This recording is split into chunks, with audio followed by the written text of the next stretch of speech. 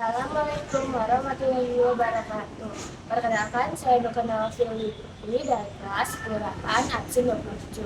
Di sini saya akan membacakan teks diantara anu ku abdi terhormat Bapak Ibu Guru, saring rerencangan sadaya anu dipikirkan. Hayu urang sami-sami muji syukur ka Gusti Nu Maha Suci. Margi kurangna urang biasa kempel dina kahayaan sehat walafiat. Dina kesempatan ieu abdi bade nuju lentara ngeunaan menterima kejujuran dina kauripan sapopoe. Rencangan anu dipikaya jujur emang merupakan salah satu sifat anu ketiga pentingna dina kauripan urang. Jalma anu jujur biasana bakal dipercaya ku batur, begitu lingkungan keluarga, sekolah, jeung masyarakat. Dina kahirupan sapopoe, urang biasa ngamilikan kejujuran dina hal-hal leuwih.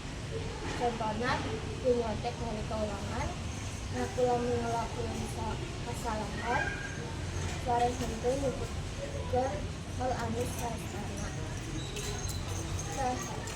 Sanaja sakabeung, jujur teh secara hese, tapi kejujuran bakal nolok kaduan dina jangka panjang. Kejujuran oge mangrupa cerminan tina akhlak anu luhur. Jalma anu jujur biasana leuwih dihargaan sabab resep jeung kampulanna bisa dipercaya. Ayo urang sadayana ngajaga kejujuran dina sapopoe. Kekebon metik kacang polong, petikna baris duri. Lamun urang henteu ngabohong, langsung hidup jadi bersih diri. Ulin ka lembur ningali bolong jaina kerang ngejang. Lamun urang teu ngasok ngabohong, diri urang jadi bintang tenang.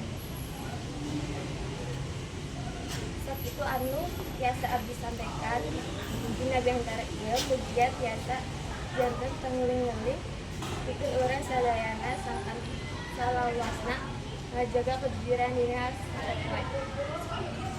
Assalamualaikum warahmatullahi wabarakatuh.